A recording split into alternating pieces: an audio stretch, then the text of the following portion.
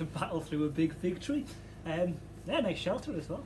Alright guys, how's it going? It's been a while. It's been a good couple of weeks since we've had a bit of a print tutorial. How have you been? I hope you've been all grand and having a wonderful old time. I think we're at the point now where we've got a lot of restrictions in the northeast here, so what better time to, if you're going to be staying in the house, to get some printmaking done. I've got a couple of videos I'll be putting up this week. I've been a little bit far behind, but we've got I've got a woodcut video which we're going to be going through today, and we're going to be making some stuff like terrariums and maybe a lino cut video. I can't remember what I had planned. Oh no, plaster of Paris, and we're going to make some. Yeah, we've got lots of things coming forward, so the next couple of days and week we're going to have a lot more videos. I've been looking again at the artwork you've been doing, and it's been class. Really has been good. I'm really excited to see them in a gallery space when we get some time to open. Yeah, it's really strange acoustics in here. My voice is bouncing off the leaves. So yeah, it's been really good to see you guys, and in the kind of online sessions and in the garden and stuff like that. Class. Today we're going to be looking into doing some woodcuts. It's usually a bit of a long task using kind of wood cutting knives and stuff like that, but I've kind of got a bit of a cheat for us to kind of get this away going. It's similar cutting to lino cuts, and I am going to be using the lino cut tools. Yeah, so hopefully it'll be alright. Well, it should come out alright, as woodcuts always do. And it kind of depends on what wood you're using as well.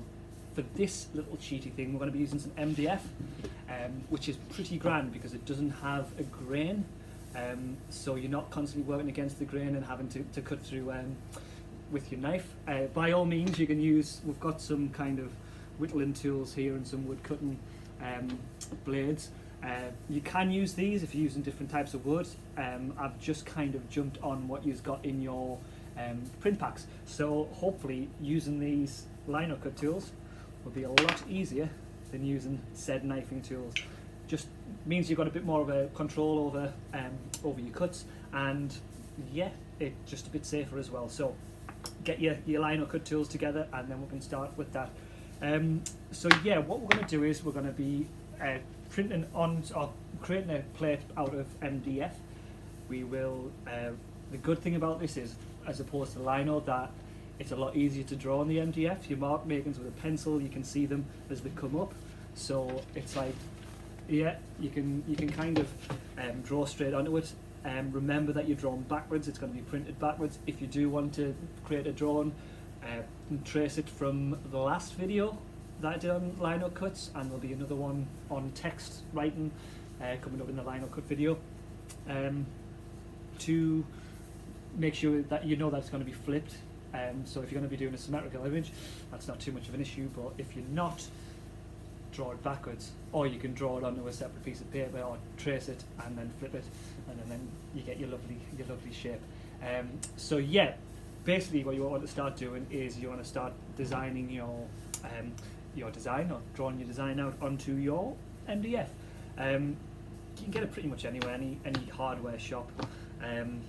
I think we kind of acquired this one from a skip, so if you want to go skip diving and get a free version of this, feel free. But you're going to be wanting definitely your lino cut tools, and a little bit of coloured paint, which we'll come into later, okay?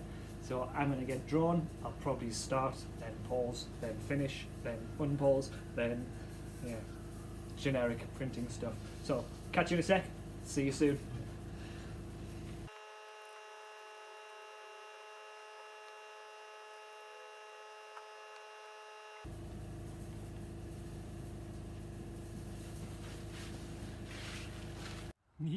So I think we have another tree location. Yeah, this lovely one. Yeah, the fig tree was getting a bit annoying, and I needed to move elsewhere, so I figured we're going to come here. All right. So what I've done is I've got my I did my drawing. I got like a basic outline of what I wanted to be doing. Lovely little carrot for those of us at the garden, and you guys for purple carrots. You know, there's some form of running thing going with purple carrots, so a little mascot for us at the garden. So what it works is, it's basically pretty much exactly the same as lino cut, as I said earlier. What you do need is your line and cut tools. which you should have got in your box. I went over this drawing with a Sharpie, so it should take a lot better. What I want to do is I want to cover it with a light layer of paint. I'm going to use red, and I'm going to it just makes it so when you make the cuts you know which lines you've been making. And yeah, so we're going to get cutting. Okay, I'll put the camera down so you can see me covering it with the red, and then we can get started. Perfect. One sec. Okay guys, so the reason that we're going to be covering this in like a colour, I'm using red because it's just it's a bit easier to see. You would have used a permanent marker or any form of pen that doesn't run. I'm going to use watercolour just to cover it up, so we can pretty much just get an idea of where all of the lines are, and when we start to cut it's going to become a lot more clear of what's standing out and what's being engraved. So a nice orangey red for a character. So just over the top, doesn't need to be too neat, as long as you can kind of distinguish between the colour and the board at the back, or the marks that you made in the board at the back, and it should just give you that extra guidance lines of where you need to be cutting and what's being cut away. It's just, like I say, it's just a reference point. You want to wait for this to dry fully, because cutting into MDF on wet MDF it'll start to fray, and you don't really want that to fray. So once I've finished this, I'm going to leave it, because it's a scorching day today, I'm going to leave it out in the sun to dry for 5-10 minutes, and then I'll start cutting. It is as straightforward as that, and this, use it on loads of different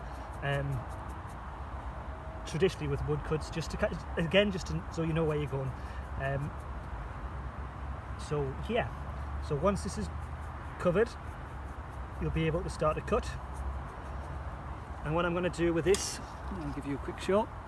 What I'm going to do with this is I'm going to cut around the outside, and every mark that I made I'm going to engrave into that part. Okay, so the main colour of the carrot will be, or the motif, or the image that you're doing will be covered by the ink, and the engravings will be white. So we're going to have white in the background, white at the mark making, and I'm going to cut around the leaves at the top. Okay, so going to leave this to dry, give us a couple of minutes, and yeah, we'll get going. To print though, we're going to need our rollers, some paper, and some of your inks, so get those handy as well. Okay.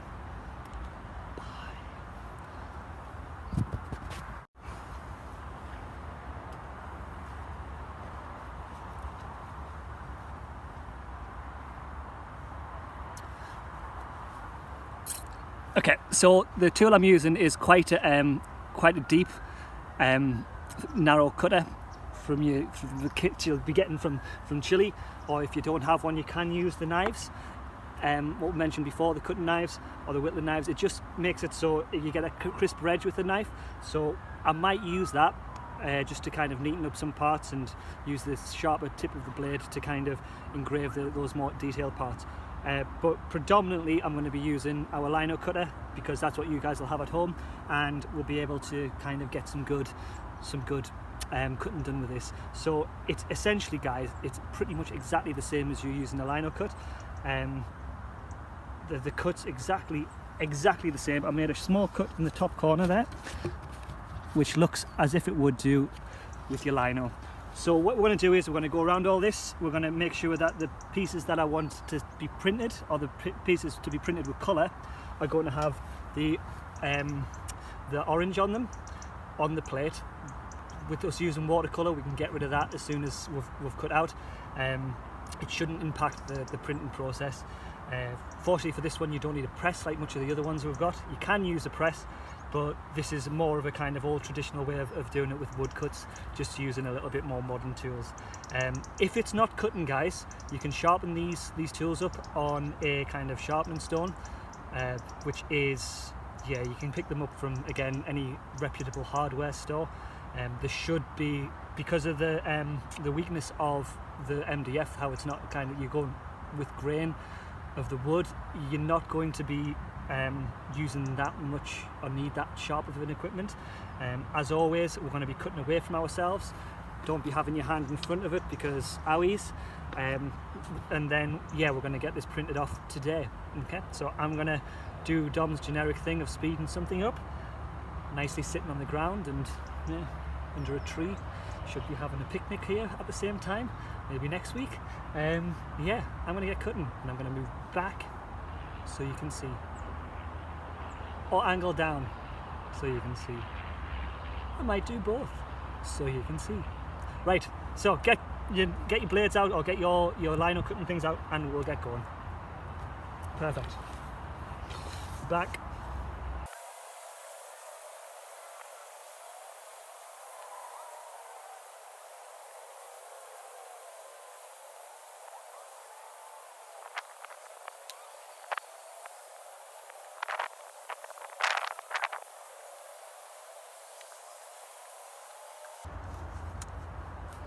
So what you might find, guys, this is a lot less forgiving than using lino. There's a lot less grip.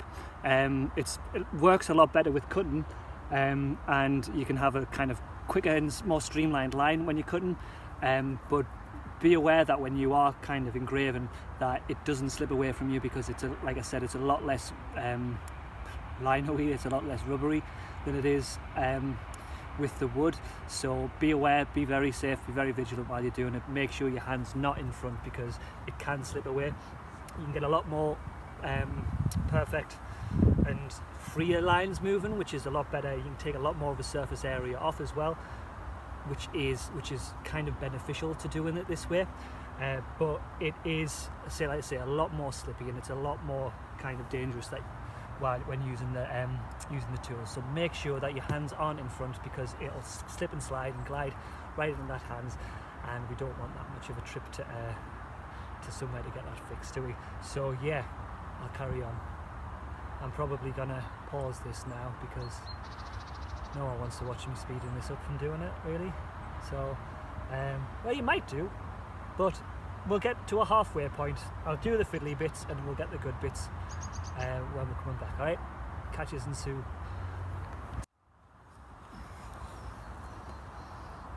Now we get to the fiddly bit. Right. So again, guys, always cutting away from yourself, okay? And get rid of as much of this background as possible. I've made the outline of the print there, or the carrot there. I'm going to pretty much where the orange is, where it lays off, that's where I'm going to end me cutting. Maybe we'll get that nice kind of spread paint or brush paint background effect. Might be nice. So yeah, we're going to attack these leaves at the top, or carrot tops. Take as much of the background off as possible.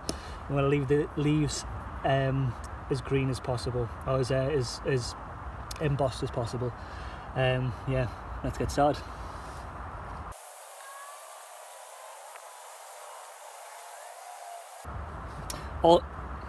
Also, if you see, guys, I'm actually moving the plate rather than moving the blade itself. It just means that it's always going away from us. You can do this, take a lot of time and care with it, so it doesn't impact your hands. Basically, it doesn't kind of slip and go. Note that I've always got the hand up behind the blade as well.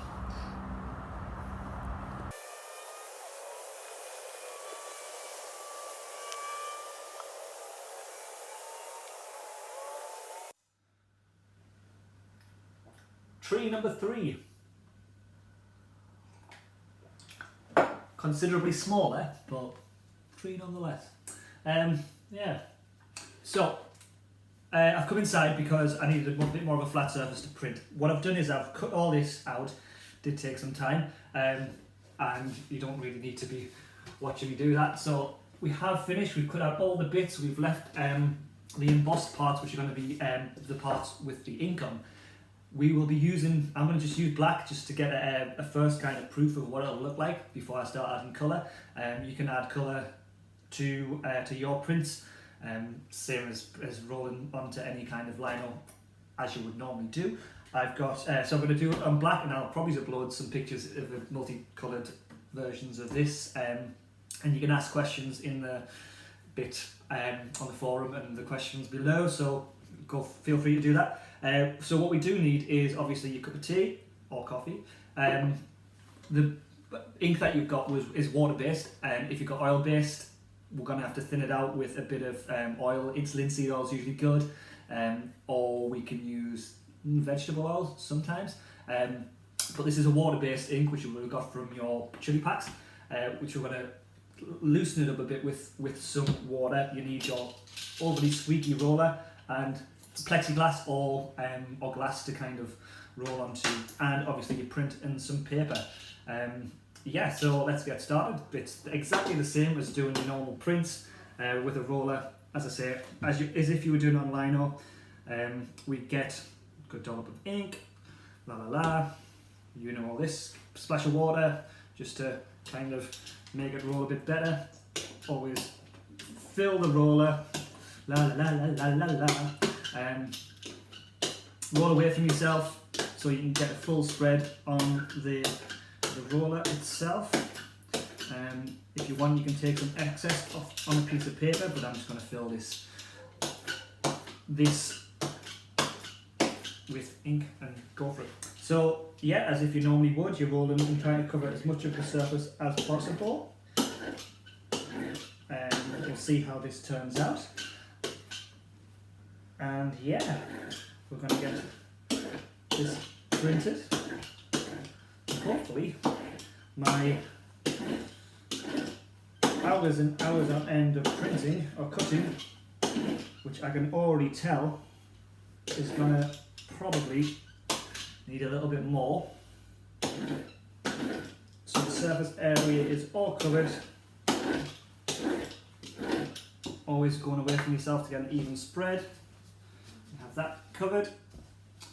Looks kind of ghostly, but we'll see. And simply, hold on please, lay this on. Try this sketch loose with